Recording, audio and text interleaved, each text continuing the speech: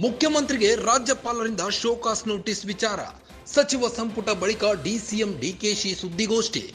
Show cause ನೋಟಿಸ್ಗೆ ಸಚಿವ ಸಂಪುಟ ಸಭೆಯಲ್ಲಿ ವಿರೋಧ. ಸಿಎಂ ಅನುಪಸ್ಥಿತಿಯಲ್ಲಿ ಡಿಸಿಎಂ ಡಿಕೆಶಿ ಸಚಿವ ಸಂಪುಟ ಸಭೆ. ಸಿಎಂ ಸಿದ್ದರಾಮಯ್ಯ ವಿರುದ್ಧ ತನಿಖೆಗೆ ಸಂಪುಟ ಸಭೆ ವಿರೋಧ.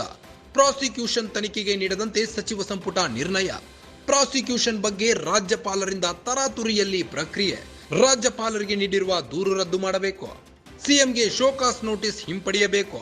ಇದರಲ್ಲಿ ರಾಜಕೀಯ ಮಾಡುತ್ತಿದ್ದಾರೆ. ರಾಜ್ಯಪಾಲರ ಮೇಲೆ ನಮಗೆ ನಂಬಿಕೆ ಇದೆ. ನಾವು ಅವರಿಗೆ ಎಲ್ಲಾ ಮಾಹಿತಿ ನೀಡಿದ್ದೇವೆ. ರಾಜ್ಯಪಾಲರು ಅವರ ಘನತೆ ಹಾಳು ಮಾಡಿಕೊಳ್ಳಲ್ಲ. ರಾಜ್ಯಪಾಲರು ಯಾವುದೇ ಒತ್ತಡಕ್ಕೆ ಮಣಿಯಬಾರದು. ಸುದ್ದಿಗೋಷ್ಠಿಯಲ್ಲಿ ಡಿಸಿಎಂ ಡಿಕೆ ಶಿವಕುಮಾರ್ ಹೇಳಿಕೆ.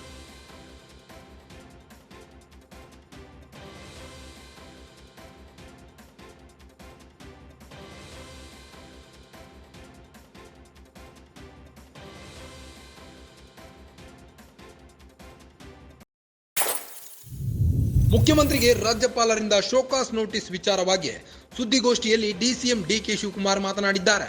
ಸಚಿವ ಸಂಪುಟ ಸಭೆ ಬಳಿಕ ಡಿಸಿಎಂ ಡಿಕೆ ಶಿವಕುಮಾರ್ ಮಾತನಾಡಿದ್ದು, ಶೋಕಾಸ್ ನೋಟಿಸ್ಗೆ ಸಚಿವ ಸಂಪುಟ ಸಭೆಯಲ್ಲಿ ವಿರೋಧ ವ್ಯಕ್ತವಾಗಿದೆ. ಸಿಎಂ ಅನುಪಸ್ಥಿತಿಯಲ್ಲಿ ಡಿಸಿಎಂ ಡಿಕೆ ಶಿವಕುಮಾರ್ ಸಚಿವ ಸಂಪುಟ ಸಭೆಯನ್ನ ಮುನ್ನಡೆಸಿದ್ರು. ಸಿಎಂ ಸಿದ್ದರಾಮಯ್ಯ ವಿರುದ್ಧ ತನಿಖೆಗೆ ಸಂಪುಟ ಸಭೆ ವಿರೋಧ ವ್ಯಕ್ತವಾಗಿದೆ. ಪ್ರಾಸಿಕ್ಯೂಷನ್ ತನಿಖೆಗೆ ನೀಡದಂತೆ ಸಚಿವ ಸಂಪುಟ ನಿರ್ಣಯಿಸಿದೆ. ಪ್ರಾಸಿಕ್ಯೂಷನ್ ಬಗ್ಗೆ ರಾಜ್ಯಪಾಲರಿಂದ ತರಾತುರಿಯಲ್ಲಿ ಪ್ರಕ್ರಿಯೆ ಆರಂಭವಾಗಿದೆ. ರಾಜ್ಯಪಾಲರಿಗೆ ನೀಡಿರುವ ದೂರು ರದ್ದು ಮಾಡಬೇಕು.